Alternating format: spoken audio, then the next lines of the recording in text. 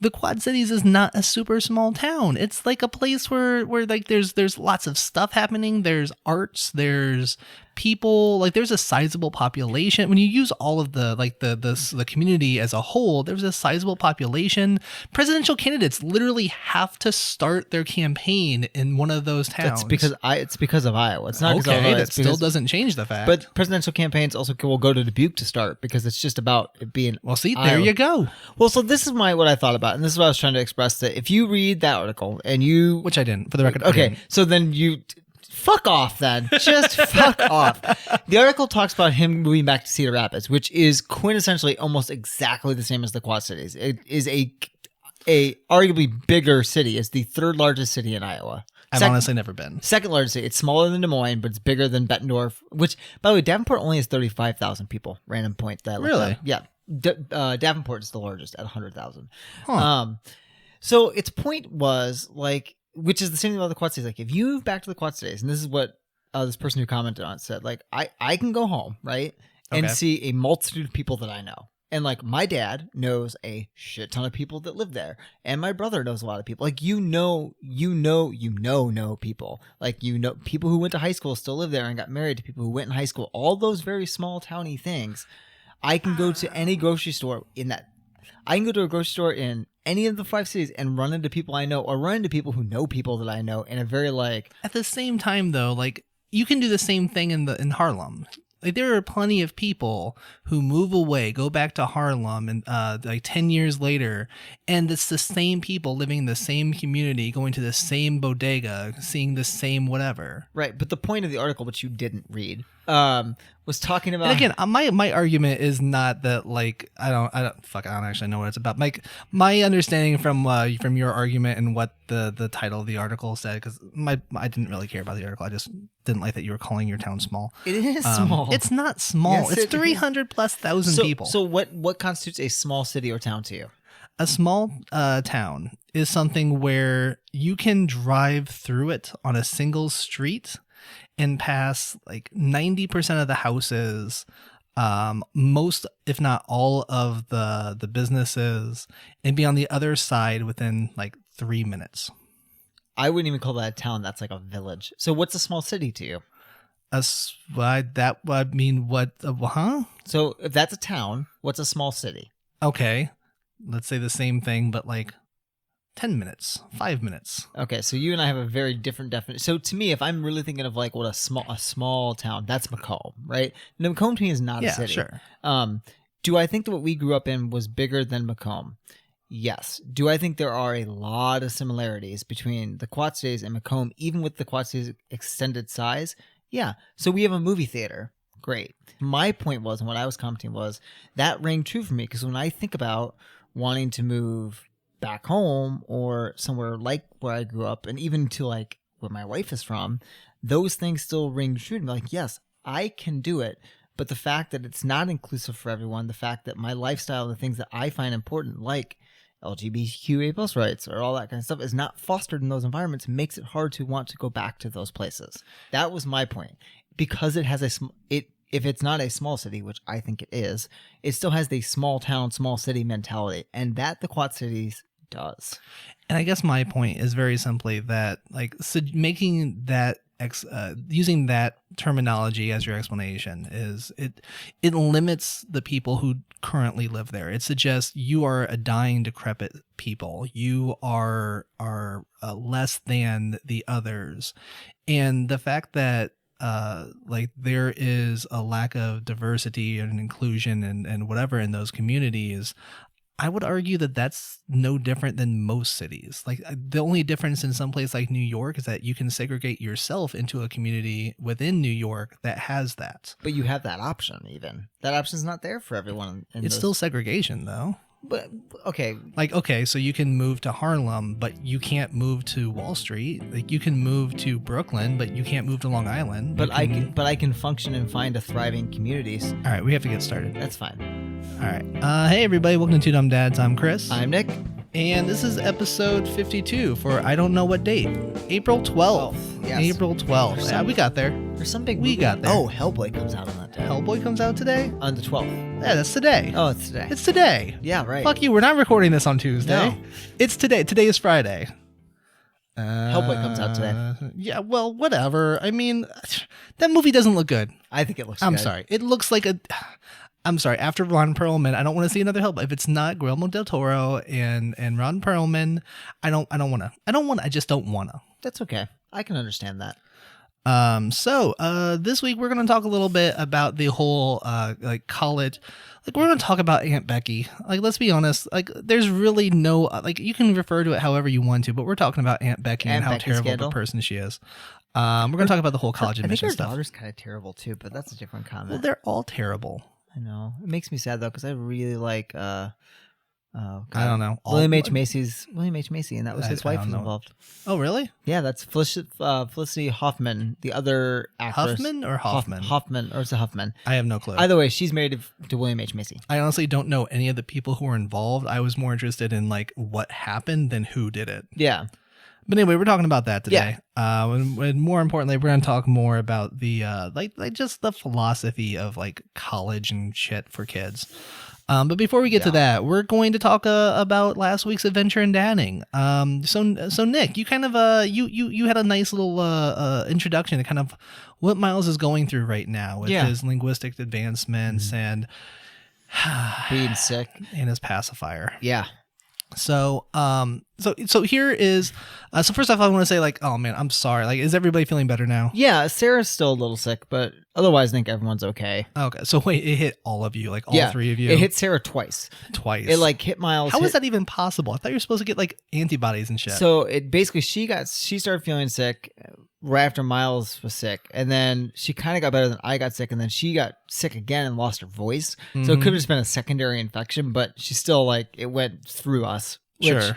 Like I haven't gotten a fever in a long time, but like Yeah. Oh man. I was down. That's rough. yeah, I was down. You're down, but you're not out because you still got to take care of that kid. That's true. Ugh. Yeah. So here's my question to you. Yeah. So I think for people who missed it, please go back and listen. I think it's a great listen. It's only like 9 minutes too. It's not long. It's great. It's great. It's a perfect little snippet. So here's my question to you. I feel like we have a long record of our personalities on this podcast, right? Yeah. Like I am the asshole who is perpetually like overly critical and like anxious and whatever. And you are the one who's like, fuck it, just let them. Yeah. All right.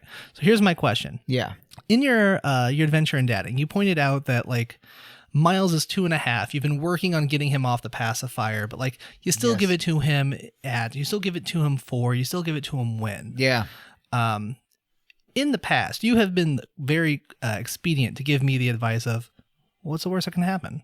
Like fucking just do it. Like just fucking like change the crib. Just take him take her give her the cup. Like just take her off the bottle. Who gives a shit? Just fucking do it. Why is it that you think it's been difficult for you to take your own advice in this situation? Well, I like sleep. That's number one. Okay, sure. Sure. That's So okay. no, that's in all honesty. So it's two things. So because we had gotten the pacifier down primarily to nap time at daycare and at home and sleep time, and when he goes to sleep. Like I said in the thing, we'd given it back to him when he was sick because he was sick and we feel bad. Okay. It's a total, like I said, that's why I said in the adventure, like, I don't know if that's the right thing. I just felt bad as a parent. Sure. So, and because he doesn't like sweets and he doesn't like, that's the thing he wants. So you're like, Okay. So there's that one. I like sleep, and I know that once we try to wing him from the pacifier, it means that I'm not getting sleep. Okay. So I'm trying to like. Do you think that means that like you won't like that he won't sleep and that he'll just scream? Yeah, or yeah. I think that, and so I'm just going to be up a lot comforting in him. So like again, we've talked about like he's really well sleep trained. He has been since like 4 months old. And so here's the thing, like, and I think this kind of gets into my question. Like you have been an advocate for sleep training, right? Like you have regularly. I think for like the first year of our podcast, you scolded me for like, Chris, just let him fucking cry. 100% still an advocate for it. So why wouldn't you just let him cry? Like if that's what you did for sleeping, why wouldn't you do it for pacifier? Even with that, like if you take the same approach, which I would have to research, you only let them cry. Yeah, for I have like, no fucking clue. I think don't it's know like how that it's shit like works. 20 minutes and you go check on them, right, and comfort them a little bit. And so like what's going to happen is even if you're letting them cry for an amount, like if it goes on too long, you still need to go in and like give them some reassurance so they're not, totally stressing out. Okay. I just think that much like that first night of sleep training, which was the first 2 nights were rough. Sure. We're just going to go through that again. Right. And then consequently, daycare is going to go through it too. And because I know his daycare teacher, I feel a little bad about that. Sure. But it means that he's just going to, if he doesn't nap at daycare, it's going to be even worse on us. So I'm gun shy because the bottle was so hard. And my son is really stubborn.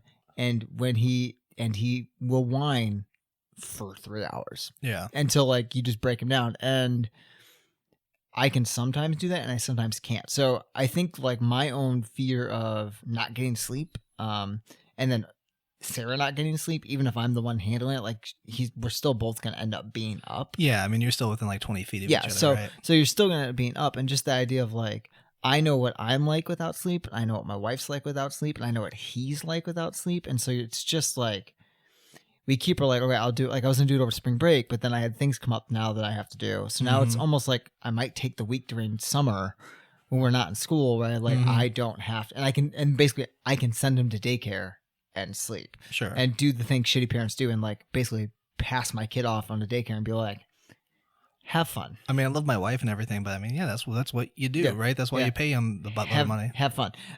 So it's been really hard for that reason because I just worry. That reminds me, we need to eventually interview my wife about like proper daycare etiquette and what that is. I know, because I would love to know as somebody who's like is married to the person. I don't have it. I have a semblance of it. You might. I have no clue. You might. I mean, I went to a daycare where I was taught my daycare etiquette because it wasn't your wife. Really? I mean, your wife brings my kid home. That's so true. That's a fair point. I basically text your wife. I'm like, text me when you're leaving so I can make sure that I'm home. Thank you. Thank you. Can you just text me? Great. That'd be great. I like it. So yeah, it's just been really difficult. And then what tends to happen then is it's a snowball effect, right? So I'll give you an example of what happened with the pacifier this time. So we gave it to him when he's sick, but then he wants it, right? Sure. And then because I got sick and Sarah got sick, and your patience is already like, and then he's stir crazy. So it's basically like a perfect storm. Then you default to just giving it back to him. Well, then once you get away from like, well, you only get it for these 3 times. Well, then you have to restart that whole process again. And then he's upset that he can't have it. Sure. And so, and this is not good. This is like a parenting fail. Like even the baseball game, like you at some point when you're out in public, sometimes you're just like, oh, fuck it. Just take the goddamn thing. Sure. Because he's already had it for a week and you know that he knows he can get it and you literally have to start all over again. And I had this long conversation with my wife. Do you have a plan currently for what you're going to try this summer? Yeah. So this is the other, like we had this conversation, Sarah and I did driving back from the baseball game. Because I was so frustrated, not because he was being a kid, just because I was just overwhelmed. Yeah, no, it was a long, like tiring event. Yeah, like I know you guys left for a walk or something at some point, but yeah, and I know you came back and you were just like frazzled and done because he had a meltdown. Like we had a good time too on those walks. Like it was a mix, right? Yeah. Like he went from just because he's a kid. I get it. Yeah, he's a kid. And you said that he hadn't slept in like a week or whatever because of his sickness, and he was sick, and then I was getting sick anyway. Sure. So so I was telling Sarah like I was just blasted. And the problem is like because he doesn't like sweets, because he doesn't like these things that you traditionally like bribe your kid with, I don't know what to do. Right? So I've heard versions of stories where like people basically they teach their kids consumerism. It's like, okay, here's all of your pacifiers and we're going to take it to the Toys R Us, which doesn't fucking exist anymore. Like, okay, we're going to buy your big fancy toy with all of your pacifiers. Wink. And like it's like, all right, there you go. But my kid doesn't care about that shit. That's the problem. Like when you take him to the store and be like, you want to pick something? He's like, yogurt melts.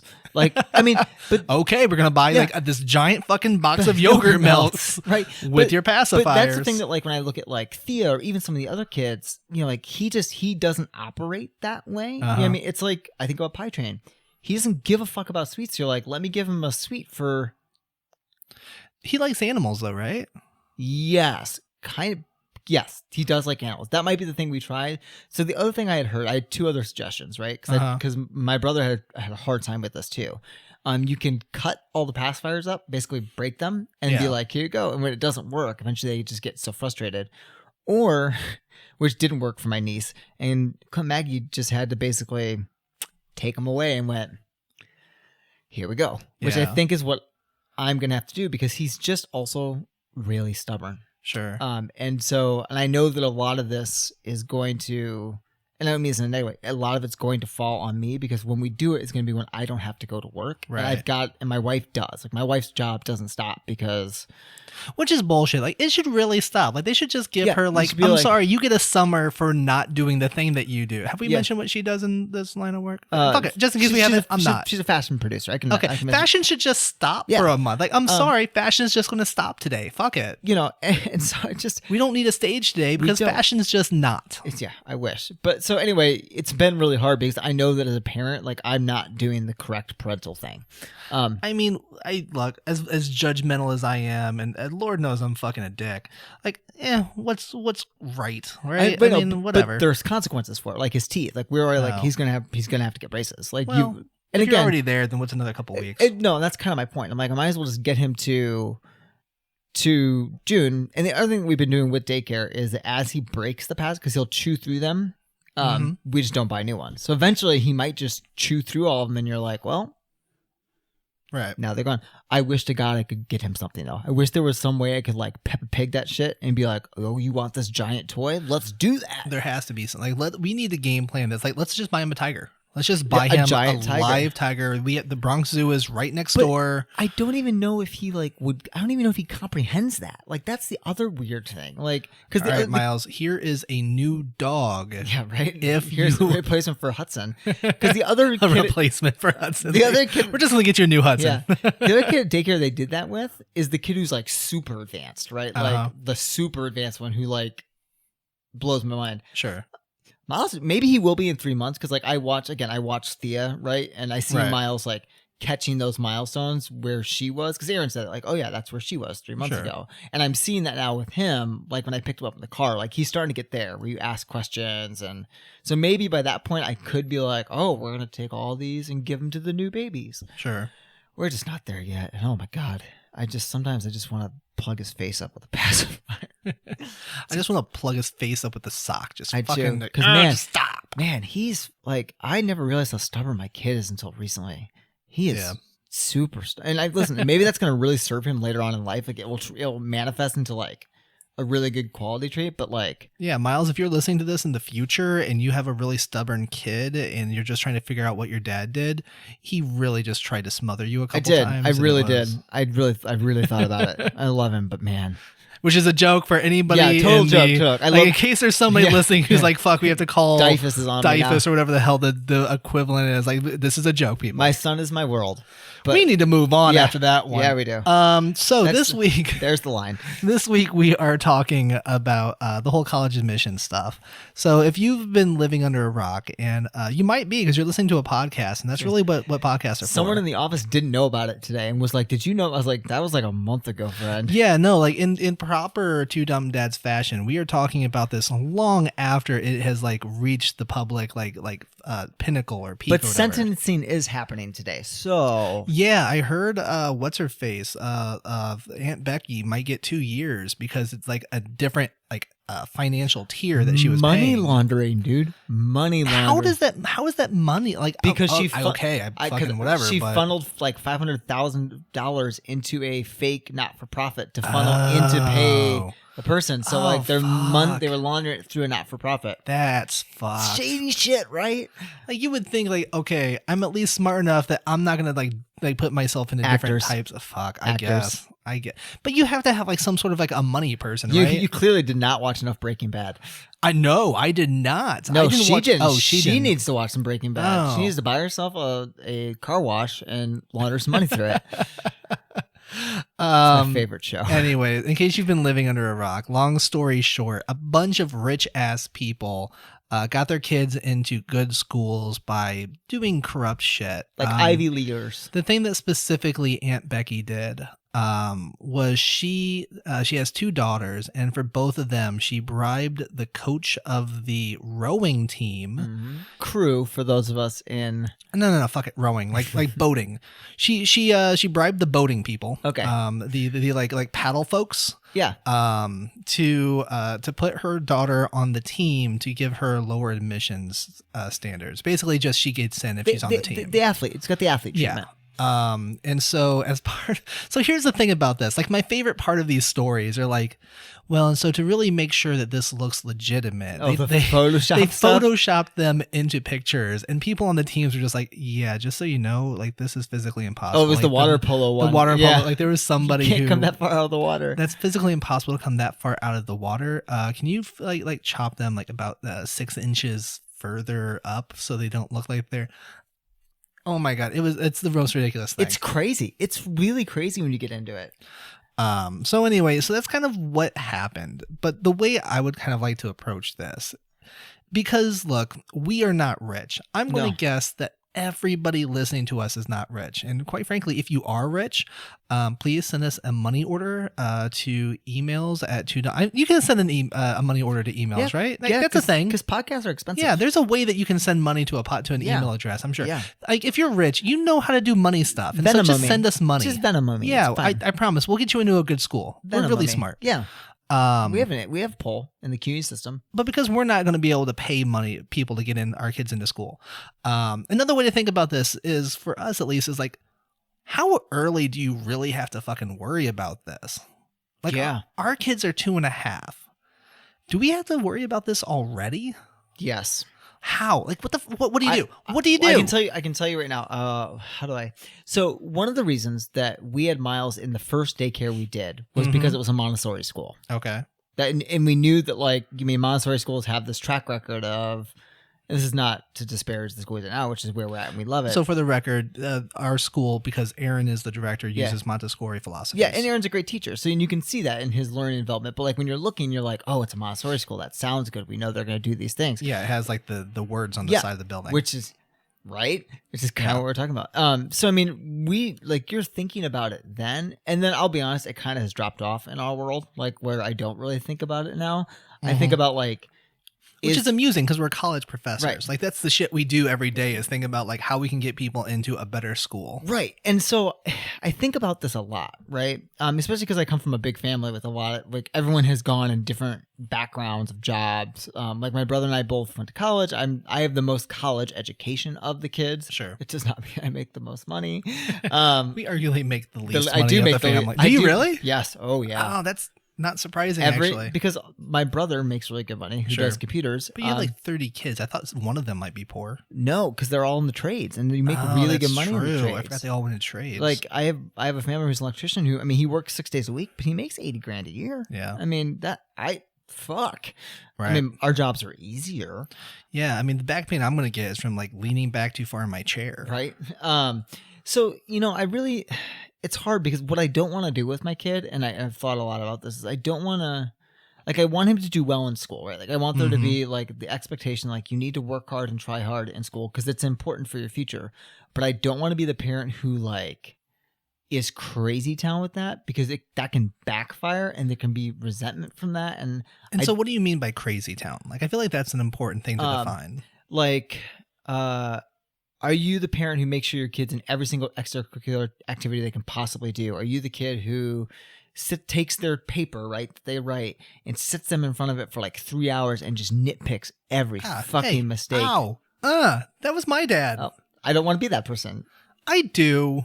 Look, I feel like, okay, I'm sorry, go ahead. You were still talking. So I don't, like, not that I don't want them to be like, hey, this is how this is corrected, but I don't want to do that, because at that point, like, I don't want to burn them out on the joys that are education. So one of the things that, for good or bad, and how my parents got me into education, right, is they made learning as fun as it could be. And so I liked school. I was very bad in math, and you can argue the validity of this. So like math was like, did I pass? Did I pass? Like my dad like tried to help me with it and tried to explain it because he's good, and it just doesn't like compute in my head.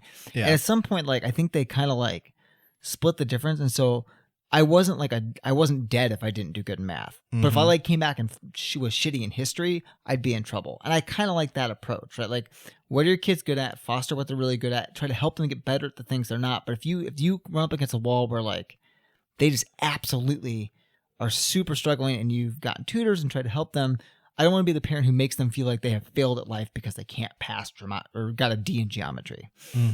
Does that make sense? Yeah, no, yes, and I agree. Like, to an extent, I should say, I agree. So one thing, and maybe like shit, and like I don't know if this is because this is what my parents did or if this is just what I believe, is I think while I agree that I'm not going to make Thea do like all of the things. Like I'm not going to like sit her down in front of like the catalog of school activities. I'm like, okay, Thea, you need to pick 62 of these and make sure that you actually have an opening at 7:30 p.m. on Tuesday afternoons. I'm afraid the only thing that fits that schedule is going to be advanced pottery. You're advanced, right? No? Okay, well, you're going to be advanced for this class. So we're just going to pencil that in there. And all right, now your schedule's full. Great. I do, however, think that there's validity in saying you have to do something. Yeah. Like you don't have to like be the star crochet play. That's not a thing. Crochet is a craft. That's not a sport. It is a craft. What am I thinking? Cricket? I think I'm thinking of cricket. Lacrosse? Lacrosse, soccer. What's the one with like the net? Lacrosse. Oh, what's the one with the stick? Field hockey. Field hockey. I feel like there's another one that I'm thinking of here. No, lacrosse. There's and a field bunch hockey. of weird sports out here. Field hockey's a big one out here. Is it? Yeah. I thought that was okay. They're all weird. They're all like, hey, we're gonna run on our feet and then like hit a thing and then hit each other. Like all of the sports out here are incredibly violent and aggressive, but in a way that's like, but we're also gonna wear white collared shirts. Yeah, because they're all the elite sports. I guess it's fucking weird. Oh shit. My point is that like I don't want to make her do any one thing, but I want to make her do something. Like I don't want her to be like on the couch doing nothing all day. And I 100% agree with you. And I think that like enrolling your kids into trying, especially when they're younger, like trying lots of different sports and activities. Yeah. I'm right there with you because I think that's how you learn. I think you learn life lessons. I think you learn what your kid likes. They can find the thing that they like. I just, like you said, I don't want to be the parent who's like, oh my God, we have to make sure that all these things are filled so you look great on a college application. But I mean, but at the same time, the two are related, aren't they? Probably, like, yeah. Because the idea of like the reason why colleges are looking at this shit is because they want somebody who shows civil engagement, who shows that they have a multifaceted personality. Like I would I don't do any volunteer work right now, but I would like to encourage my daughter to do volunteer. I would like to do volunteer work with my daughter. I would like to like have her like, okay, like it's Saturday, let's go to Girl Scouts, or I don't that's probably not a Saturday thing, that's probably like a weekday. My point is I want to do something though, like activity type stuff, like do stuff. Like you need to do stuff. And like when I'm like right now I feel really guilty because for the last year or so my daughter has been doing something at the Y like every Saturday morning.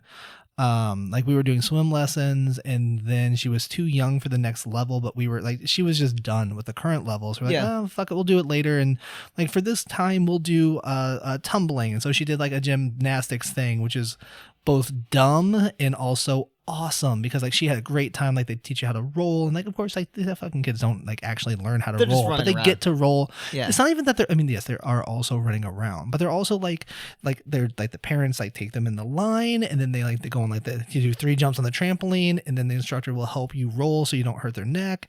And like it's great because on the one hand like they're learning how to take turns and like wait in a line and then they're also like starting to develop a little bit more body control. And it was a really cool thing to get to see, and Thea loved it.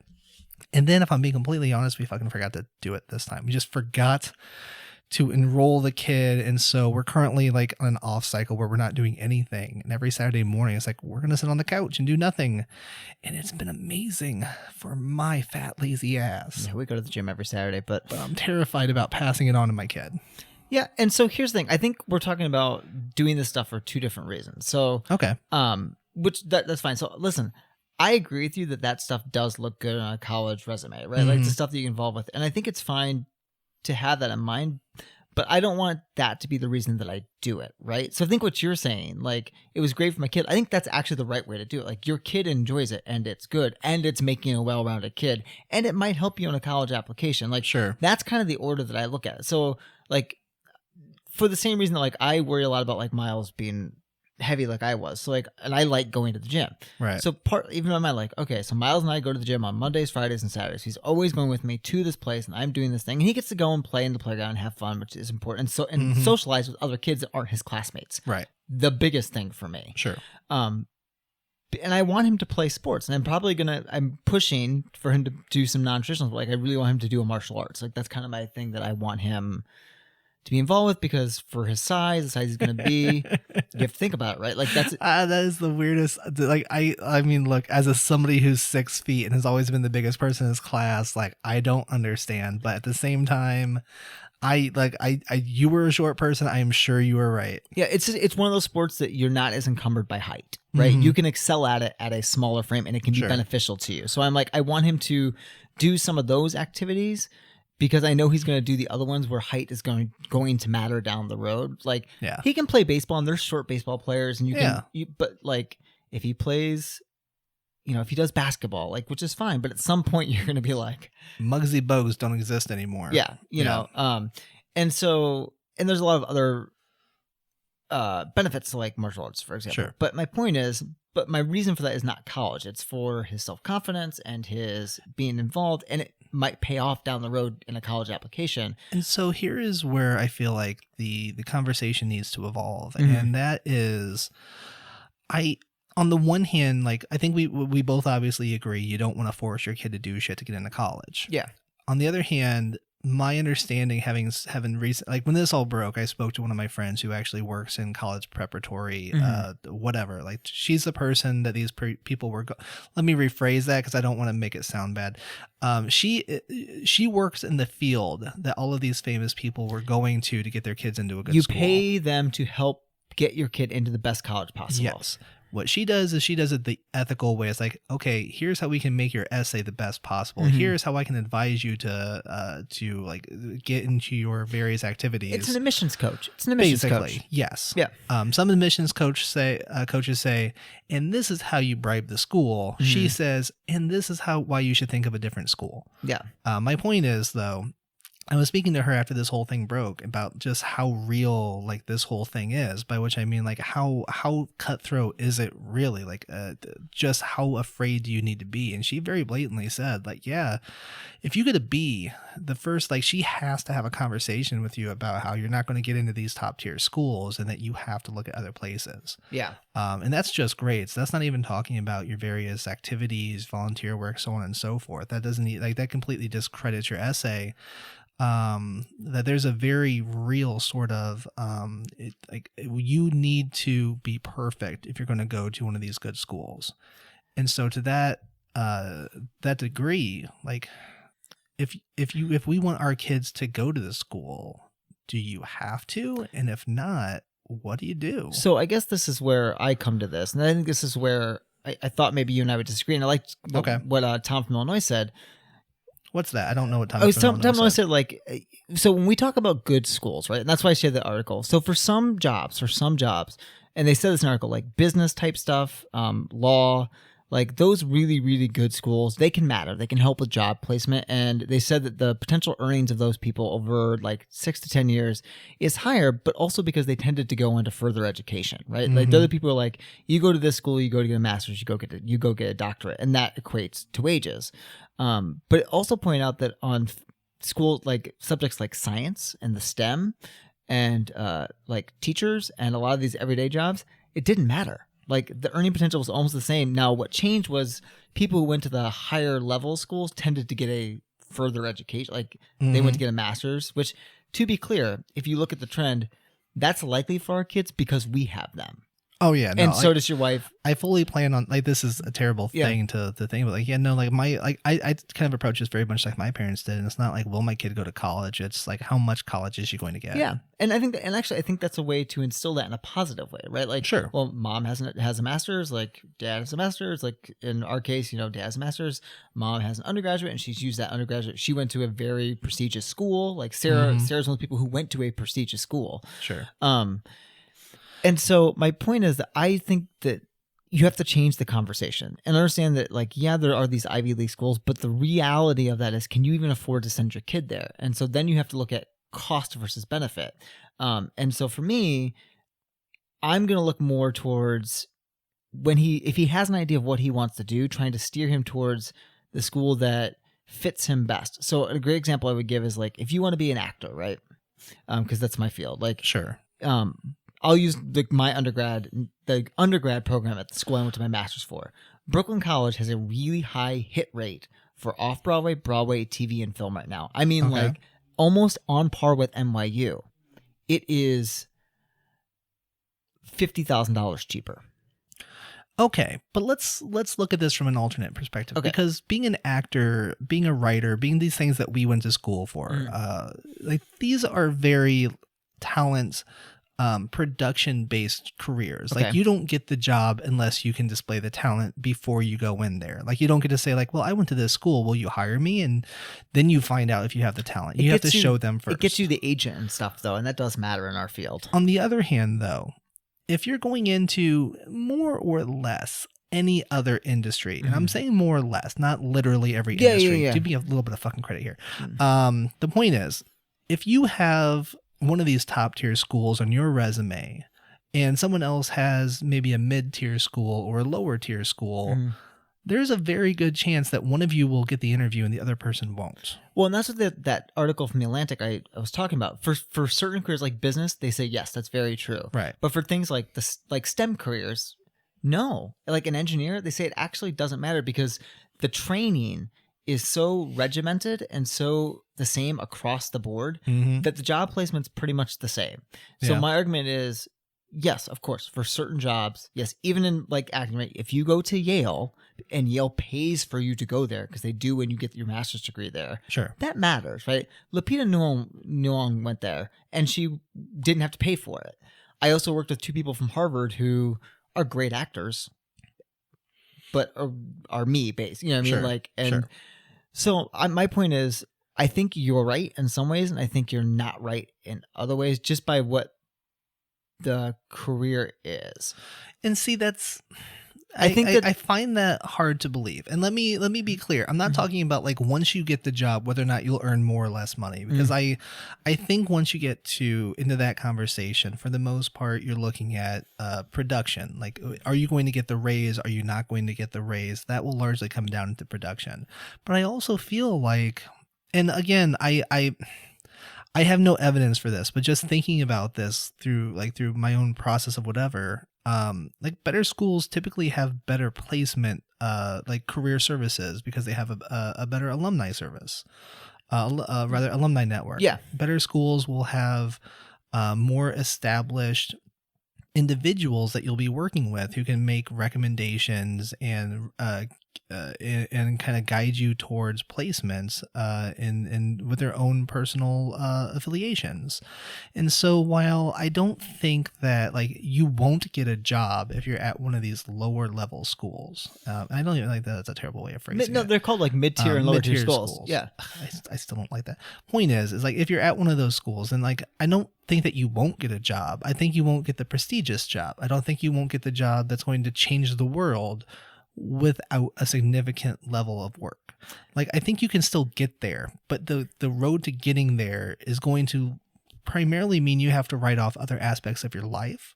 Whereas if you attend Yale, Harvard, whatever, you get to have that job and start a family at the same time. And I would say that from what I've read or understand from this, that's not entirely true. And I think some of that might be built on an education bias. And maybe I'm reaching too far. Like, and maybe this is a difference in how we grew up. Like my family was, you went to college, fuck yeah for you, man. Because Sure. like, whereas your family was college educated, and like, and again, I love Mama, Papa, Moss. I love you both. Like I had this conversation. I don't listen. Okay, Grandma does, but I had this conversation with your dad when you were being a writer, and he was Sure. like, "Can Chris get a job?" No. Yeah, but The history has shown no. but then also, but the comment is like, you know, and we've my talked- dad was right in this But situation. then how much did you continue to push for that career too? You know, there's other elements to this, right? He didn't ask you if someone, he asked if Chris, and true. Chris did not. True.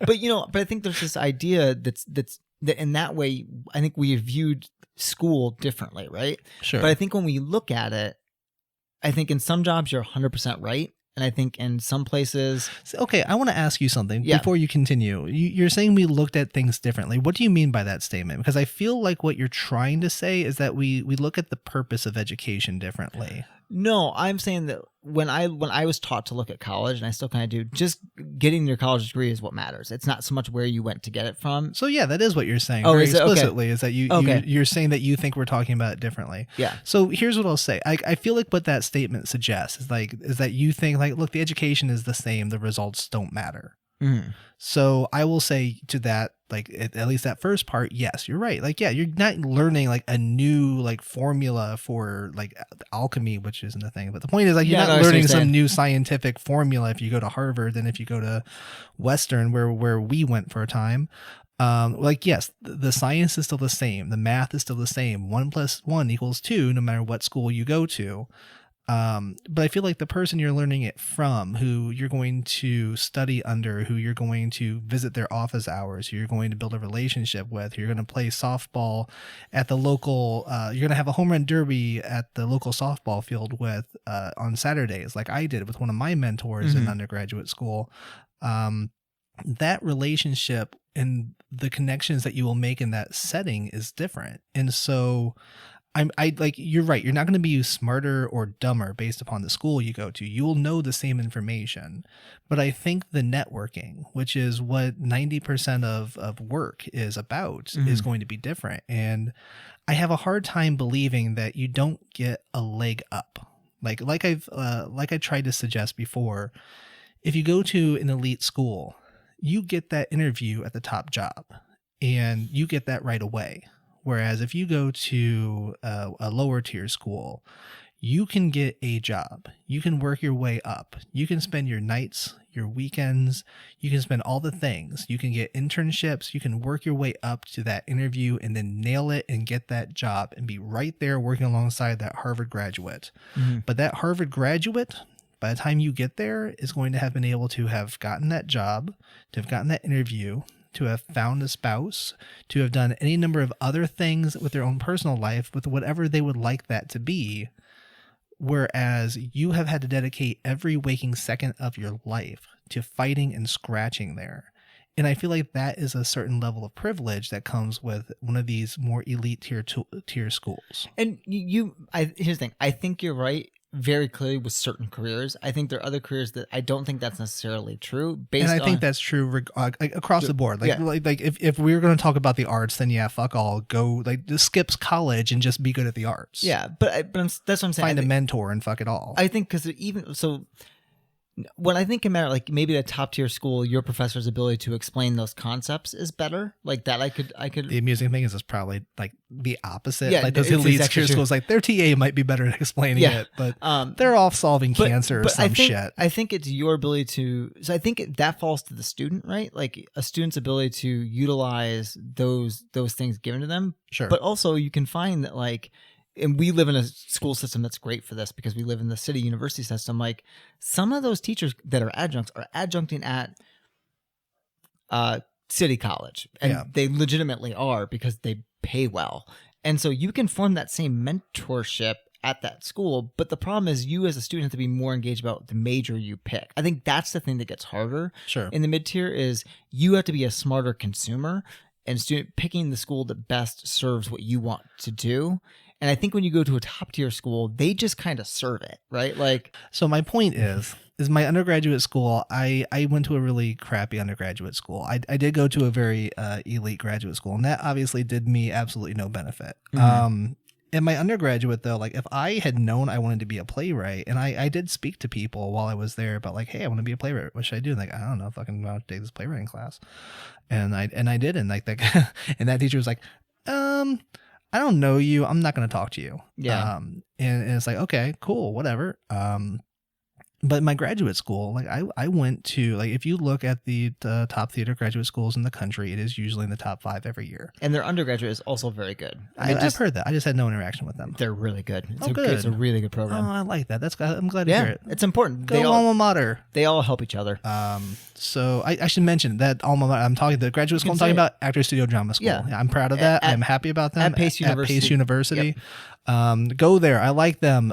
Really make sure you get a scholarship though, because it's expensive. Well, I'm going to get to that point with that. So my point here is, like, I don't think, like, graduate school in general, like you are very much funneled, because there aren't, like, at that point you have specialized. There are no options. You're going to take these classes and that's it. And I feel like for an undergraduate school, I don't know how to. I feel like I'm just rambling now. What is your next point? So when I talk about choose, so this is something I have thought a lot about because of our career we chose, right? So I knew I wanted to go into theater, and I didn't look for a theater school. No, I got very lucky that some of the professors at our lower tier school, as you can refer to it, are really, really lauded in the theater community. One of them, I don't mind saying his name, Bill Kincaid, travels the country and works on Shakespeare and Shakespeare research and works at one of the top regional theaters that all the New York actors, when they're not doing Broadway, go and work there. Like the amount of people I've met that know this professor who have been on Broadway because that's who he works with. Like, Sure. It's a really good theater school. It's sad they don't have the funding they should as an undergrad. I lost my hat at his house one day. You did. But it's not an upper tier school. And that was the only time I met him. He's a great man. He's a great man. But like if you were looking at theater, like what I would basically do now is if I was advising a student, right, from like where we went to high school, I would say, okay, so you want to do theater, great. You want to stay in the Midwest, great. Let's look at your costs. What can you spend? And let's look at the schools that have a good program here. Apply to those. This is the top tier, right? Like if you can get into Northwestern, that's where you go because they've got the best Midwest theater program in Illinois. Like that's the school that has it, right? Northwestern's a great school. Then you can look at things like University of Iowa has a really good program, and you can go down, and Western's on that list, right? And trust me, I mean, if you're going into writing, you go to University of Iowa because it's the best in the country, right? So, from my point of view, like, yeah, that's your high. But what's the next one? But that's fine. My point is, that's still your high, and that's not Ivy League. It's a great school. Yeah. So what I'm saying is, or like, here's another one: physical therapy. Let's say you want to be a PT major, where I did ended up graduating. You go there. You know why? Because they have a huge placement countrywide. Also, you don't have to leave. You get into their PT program. It's accelerated. You're done with a 6 to 8 year degree in 4 to 5. Sure. Because it's streamlined, right? So this small school of 1,000 people has one of the best PT majors in the country, and it's not like it's super hard to get into. Like you may have to go for a semester to get into the PT program, but you can get into the school and work towards that program. So that's what I mean by gearing your kid if they know what they want, right? Like, what do you want to do? What do you think you want to do? And then try to help them find their college. Now, if they have no fucking idea, it's hard. You're in a rough spot. At that point, that's when I go, listen, community college, great. Sure. Like, get that shit out of the way, right? Sure. It's hard. It's super hard. It's a and lot I to feel like think this about. is something we're gonna come back to on a regular basis as our kids get older, especially once they start really looking at activities. Yeah. But for now, I think that's kind of where we need to leave it. Sounds good. So I guess that's going to bring us to our email section, and of course we don't have any emails, which means I get to come up with a really fucking stupid question. A good would you rather, as it were. So, would you rather, in honor of the person who largely created this question, would you rather sit and watch every episode of Fuller House on repeat? Oh yeah, no, Fuller House has to be included. It's canon. It is officially canon. It's so bad though. I haven't seen any of it, so I have no clue. Would you rather watch all of that back, like on repeat, like have that be all of your Netflix queue forever, or not watch anything on television ever again? Does Netflix include television? Yeah, yes. Fuller House is literally on Netflix. I'm talking about nothing can be on your screen. You can play video games. Can I play video games? But you can't. I can't watch sports. You can't watch sports. What if I went? You can attend a live sporting event. Could I still go see movies? I think you can go, but you still have to pay full price. Even the full price is like the movie pass shit or whatever that is. But I would never. But you still have to go to the movie theater, so you have to take that however distance drive to get there. Oh, I'm totally doing that. I'll give up TV. I don't see because I don't know. It's just because you gave noise. I can listen to music. It's just background, and you can listen. And to I'm music. never going to get to watch anything good on TV anyway. I guess you could just listen to podcasts. Yeah, I could listen to audio recordings of the shows that I like. But you could also watch. Oh, I guess no. I totally said you couldn't. Did I? Could I on my phone? Turn the screen off and what if it was only for a year? What if it was like you had to leave it on for a year and then you could watch whatever you wanted to, or just nothing ever? Could I play video games while I had to watch? No. In this world where it's only a year, you have your only source of entertainment is Fuller House for a year. Could I go to sporting events? Yeah, you can attend them live in person, but you have to pay full price. So I go watch the minor league baseball games. Yes, but you have to drive there. Could I listen to podcasts? Not in your living room. But I could outside my living room. Yeah, like on your commute, you can. Oh, I'm totally taking the year then. Lori Laughlin, what have you done to us? Yeah, this is such. Eventually, a long I'll get TV. conversation. I'll get TV again. What's your recommendation? My recommendation is to go back and enjoy some of the vintage Marvel movies because I've been rewatching them all. So it's funny. I went back and I started from I went kind of more chronologically. So like Captain America was the first one that I watched. Okay, that's weird, but okay, because that's kind of different. Yeah, I found a list of good order to watch things, but I had forgotten in a lot of ways how good those movies were, and some of it's nostalgia. But like to watch these, and how bad others were. No, I mean, even the Hulk I enjoy. I love the Hulk. No, yeah. Back off the Hulk. I like the Hulk. Yeah, that's arguably the worst of them. I was thinking Thor: The Dark World. I don't mind Thor: The Dark World, to be honest with you. It is the least coherent one. I just got it to watch again, and I'm like, oh, this is not great. No, it's not great. Not great. But it's fine. In like the span of the movies, it doesn't bug me. I like Chris Hemsworth. I love me some Natalie Portman. I like Chris Eccleston, who's the bad guy too. The cast gets me through that. But it's been fun to like watch the first Captain America movie or like the first Iron Man and see these actors still weaving their way through the roles. Because at this point, when you get a new Marvel movie, like the format of it's so set. Like Captain Marvel, and everyone said like it's such a safe film. Like I still liked it, but it's so safe because I didn't want to like fuck that shit up. They needed her to be the hit that she was. Yeah, and so they were like, we're gonna take no risk. But you can see in some of the earlier Marvel films like them putting Captain America in World War II and making that film. So it's been fun to like see before Marvel was like everything's got to be good. Yeah, let's try something here and be successful at it. Yeah, definitely. That's cool. Yeah, so that's go back and enjoy some of those. And then make sure you are ready for Avengers Infinity War in 2 weeks. Endgame really in 2 weeks? 19th, man. Oh my God. I am so not going to make it through those movies.